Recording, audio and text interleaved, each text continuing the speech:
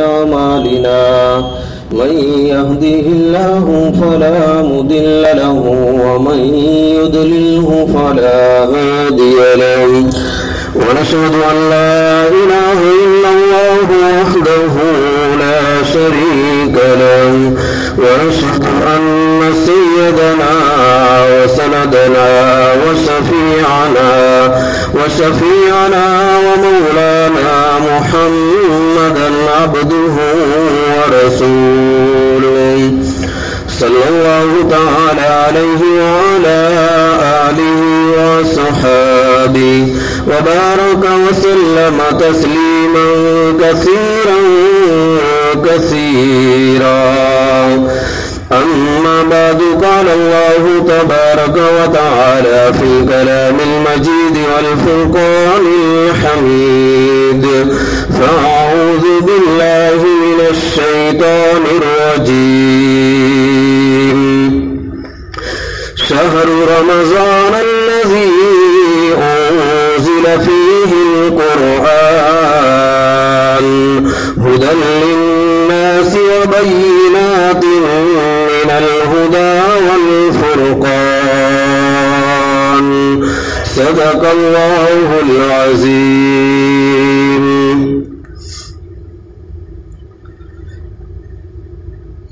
میرے بھائیو، دوستوں اور بزرگوں، شعبان المعظم کا مہینہ ختم ہونے کے قریب ہے. رمضان المبارک کا بابرکت مہینہ شروع ہونے والا ہے. دوبارہ اللہ رب العزت ہمیں رمضان المبارک کا مہینہ نصیب فرما رہے ہیں. یہ ہمارے لیے سعادت مندی اور خوش نصیبی ہے کہ ایک بار پھر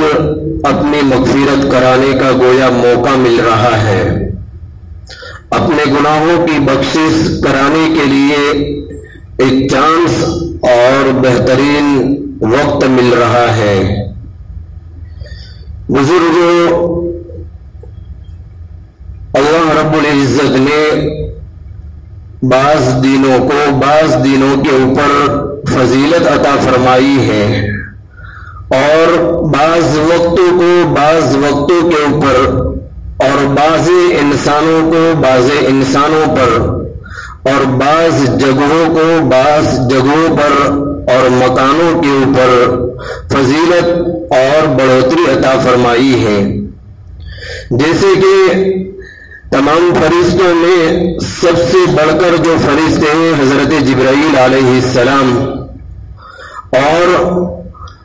تمام نبیوں میں سب سے معزز اور مکرم اور سب سے اونچے درجے کے جو نبی ہیں وہ ہمارے نبی حضرت محمد مصطفیٰ صلی اللہ علیہ وسلم، اور تمام شہروں میں سب سے معزز اور سب سے اونچا جو شہر ہے مرتبے والا وہ مکۃ المکرمہ مدینۃ المنورہ. ایسے ہی بعض مہینوں کو فضیلت دی ہے دوسرے مہینوں پر. اس میں سے رمضان المبارک کا مہینہ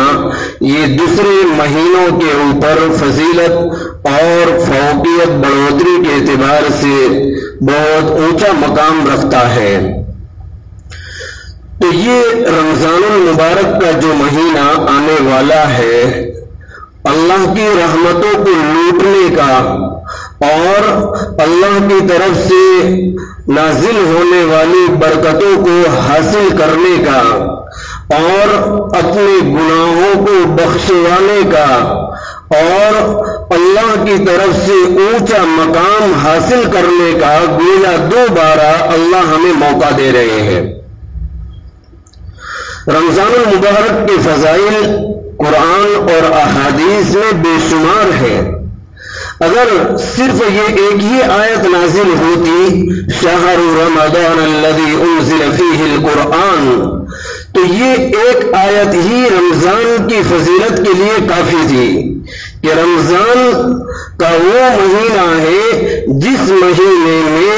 رمضان کے مہینے میں قرآن کو اتارا گیا. یہ آیت ہی فضیلت کے لیے کافی تھی اگر دوسری چیزیں فضائل کے بارے میں اگر وارد نہ ہوتی. رمضان کو رمضان کیوں کہا جاتا ہے؟ رمض کے معنی ہوتا ہے جلنے کا، جلانے کا،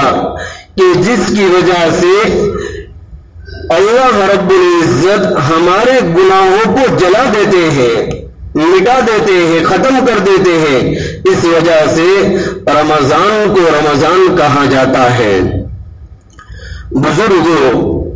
گزشتہ رمضان جو ہمارا گزرا ہم سب کو معلوم ہے کہ ہمارا رمضان خوف اور دہشت کے اندر گزرا ہے. ہم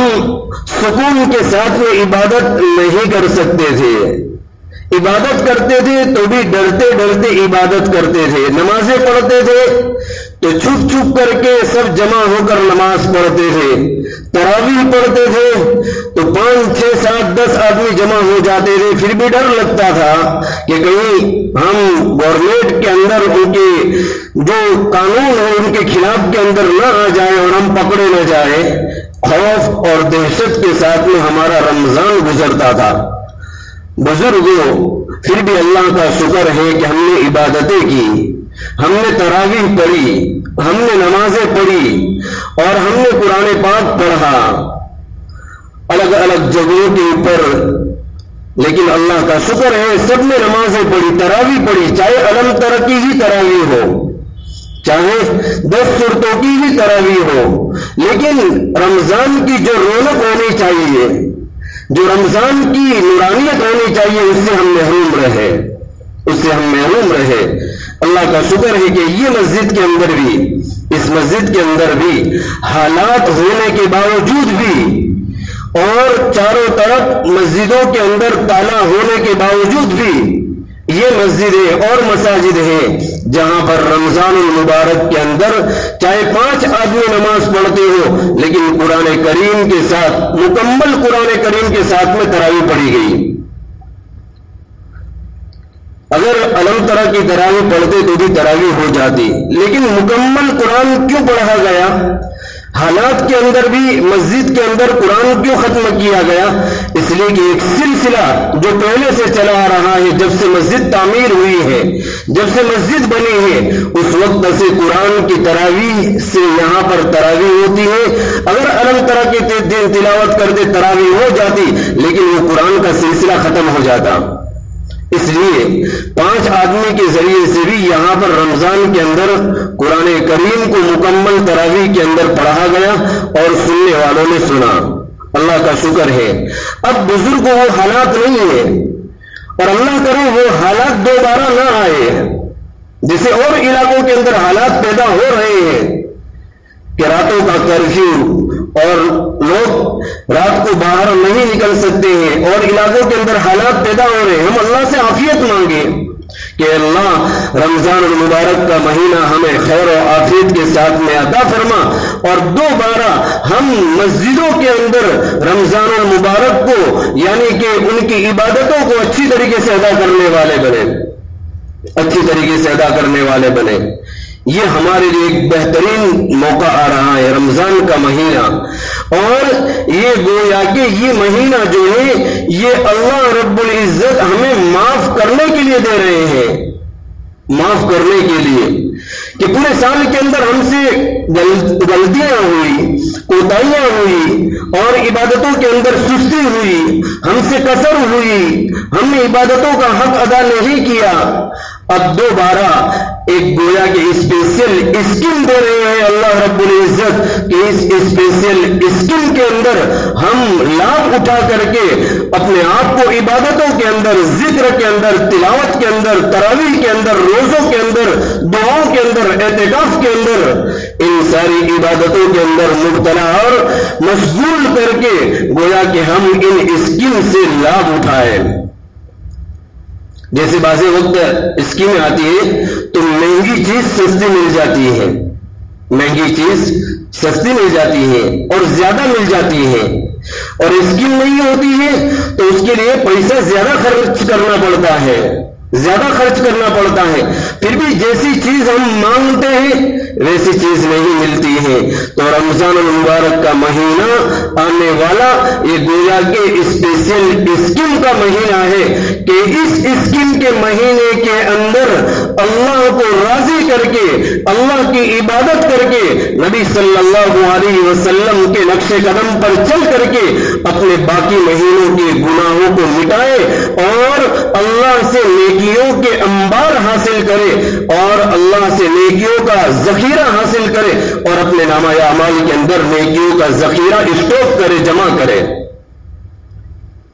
کہ یہ اسکیم کا مہینہ آ رہا ہے لابھ اٹھانے کا۔ اور جیسے آپ حضرات کو معلوم ہے بعض وقت سیل لگتا ہے، سیل دکانوں کے اندر، بڑی بڑی مارکیٹوں کے اندر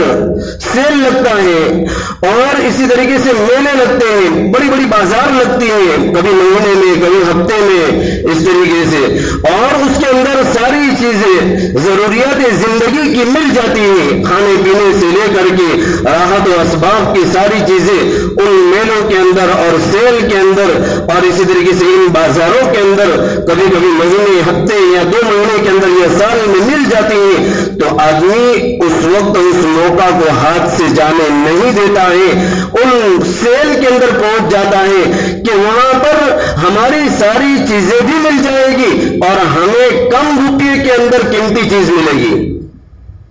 کم روپے کے اندر ہمیں اچھی چیز ملے گی۔ تو آدمی اس موقع کو ضائع نہیں کرتا ہے۔ ایسے ہی رمضان المبارک کا مہینہ، رمضان المبارک کا مہینہ یہ گویا لابھ اٹھانے کا مہینہ ہے کہ اس مہینے کے اندر ہم اچھی طریقے سے اپنی زندگی کو سنوار لیں گے اور روزوں کا حق ادا کریں گے، تراویح کا حق ادا کریں گے، قرآن کی تلاوت کا حق ادا کریں گے، اعتکاف کی عبادت کا حق ادا کریں گے، صدقہ خیرات کا حق ادا کریں گے اور اسی طریقے سے رمضان کی جتنی عبادتیں ہیں ان تمام عبادتوں کا حق ادا کریں گے، اللہ کو راضی کریں گے، اللہ کو خوش کریں گے۔ تو اللہ رب العزت کم محنت میں بہت زیادہ ثواب دیں گے۔ تھوڑی محنت لگے گی لیکن ثواب زیادہ ملے گا، تھوڑی عبادت میں مشقت ہوگی، تھکنا ہوگا، لیکن 11 مہینوں کی عبادت میں جو کسر آئی ہے، کمی آئی ہے، اس کی بھرپائی ہو جائے گی، اس کی تلافی ہو جائے گی کہ کم وقت کے اندر عام طور پر 11 مہینے آدمی خوب کماتا ہے، خوب محنت کرتا ہے، تجارت کرتا ہے، کھیتی کرتا ہے، بزنس کرتا ہے، نوکری کرتا ہے، لیکن رمضان المبارک کا مہینے کا جو موقع ہے اس موقع کو غنیمت سمجھتا ہے اور اس کے اندر عبادت کا حق ادا کرتا ہے تو پھر اس کا باقی کا سال بھی اچھی طریقے سے گزرتا ہے، باقی کا پورا سال اچھی طریقے سے گزرتا ہے۔ جس کا رمضان اچھا گزرا اس کا پورا سال اچھا گزرا اور جس نے اپنے رمضان کو ضائع کر دیا اس نے گویا پورے سال کو ضائع کر دیا۔ اس لیے امام ربانی مجدد الفسانی رحمت اللہ علیہ فرماتے ہیں کہ رمضان المبارک میں اتنی برکتوں کا نزول ہوتا ہے، اتنی برکتوں کا نزول ہوتا ہے کہ باقی مہینوں میں اتنی برکتوں کا نزول نہیں ہوتا ہے، اور رمضان المبارک میں اتنی برکتوں کا نزول ہوتا ہے کہ جیسے ایک قطرے کو سمندر کے ساتھ میں نسبت ہوتی ہے اتنی بھی باقی مہینوں کی نسبت اس مہینے کے ساتھ میں نہیں ہوتی ہے، یعنی کہ بہت زیادہ رمضان المبارک کے اندر خیر و برکت کا نزول ہوتا ہے اور اللہ معاف کرنے کے لیے بہانہ ڈھونڈتے ہیں کہ میرا بندہ میری طرف متوجہ ہو جائے، سرکش شیاطین قید ہو جاتے ہیں اور اللہ تبارک و تعالیٰ بخشش کے دروازے کھول دیتے ہیں۔ اس لیے ہر مسلمان کے لیے ضروری ہے کہ رمضان آنے سے پہلے رمضان کی تیاری کرے۔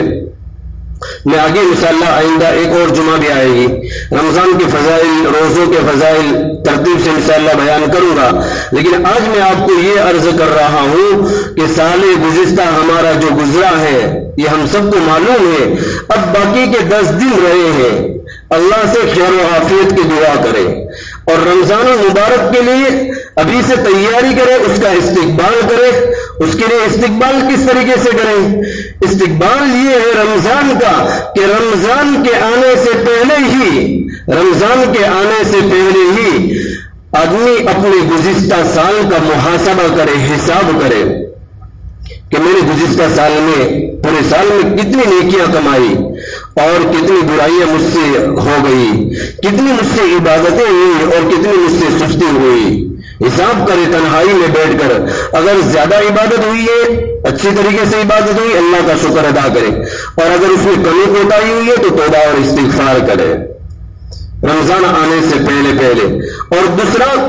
اپنی موت اور قیامت کے دن کا محاسبہ کرے، حساب کرے تنہائی میں بیٹھ کر کے، اکیلے میں بیٹھ کر، کہ مجھے ایک دن موت آئے گی اور میں مر کر کے قبر میں جاؤں گا، پھر مجھے دوبارہ زندہ کیا جائے گا، قیامت کا دن ہوگا۔ سب حضرت آدم علیہ السلام سے لے کر کے جتنے بھی لوگ دنیا میں آئے اور چلے گئے اور آئیں گے اور چلے جائیں گے، سب ایک جگہ جمع ہوں گے، ہر ایک پریشان ہوگا، اور اس وقت بہت ساروں کے نامہ اعمال میں نیکیاں زیادہ ہوگی، بہت ساروں کے نامہ اعمال میں نیکیاں بالکل نہیں ہوگی، تو بہت سارے نامہ اعمال کے اندر نیکیاں کم ہوگی۔ تو آدمی اپنی موت کو سوچے کہ مجھے مر کر کے جانا ہے، اور قیامت کے دن اللہ رب العزت میری جوانی کا، میری زندگی کا، میرے مال کا، میری صلاحیت کا مجھ سے سوال کریں گے، میں نے اس کے لیے کیا تیاری کی، میں نے اس کے لیے کیا تیاری کی؟ کیا میری نیکیاں اس وقت زیادہ ہوگی یا میری نیکیاں کم ہوگی؟ اگر میری نیکیاں زیادہ ہوگی تو مجھے عزت ملے گی، اور اگر میری نیکیاں کم ہوئی تو پھر مجھے ذلیل اور رسوا ہونا پڑے گا۔ تو ابھی سے رمضان آنے سے پہلے جب اپنا حساب کریں گے تو پھر رمضان اچھی طریقے سے گزارنے کی توفیق ہوگی۔ اور تیسری چیز کہ آدمی رمضان آنے سے پہلے ہی نیت کرے کہ مجھے اس وقت اپنے آپ کو بدلنا ہے۔ آج تک کی زندگی گزر گئی، لیکن اب دوبارہ اللہ نے رمضان کا موقع دیا ہے، اب مجھے کچھ بدلنا ہے۔ زندگی کے اتنے سال ختم ہو گئے، اب میری زندگی کے کتنے سال باقی رہ گئے، ہم سوچے اب مجھے بدلنا ہے۔ اس کے لیے عزم و ارادہ ہو کہ ایک بھی روزہ نہیں چھوڑوں گا، ایک بھی تراویح نہیں چھوڑوں گا، اور اللہ نے مجھے قرآن سکھایا ہے تو میں رمضان میں کم سے کم 3 قرآن ختم کروں گا، اور اگر اتنی توفیق نہیں تو کم سے کم 1 قرآن ختم کروں گا۔ اگر حافظ قرآن ہے تو وہ جتنا چاہے زیادہ بھی پڑھنا چاہے پڑھ سکتا ہے، اور اگر حافظ قرآن نہیں ہے، اللہ جتنی توفیق دے، رمضان المبارک کے اندر قرآن کریم کی تلاوت کو کثرت سے کیا جائے۔